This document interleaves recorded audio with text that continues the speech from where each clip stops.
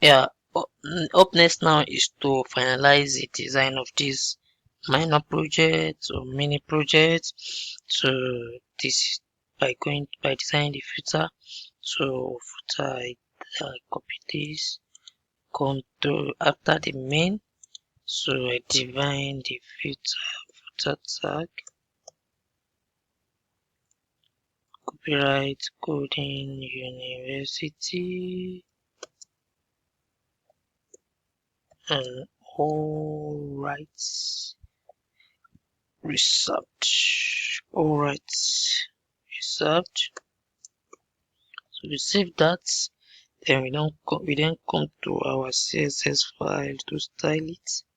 So if you check your code, you see that it's not properly styled. Properly styled.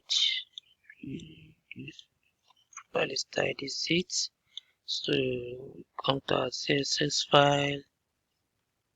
Not inside the media query. We select filter.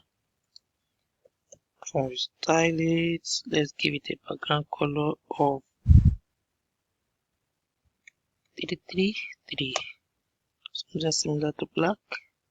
The color of the text should be white.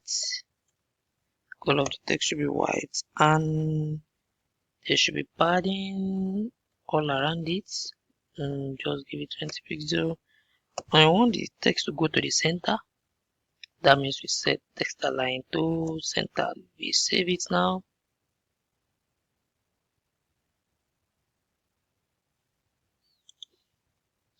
And we have a footer.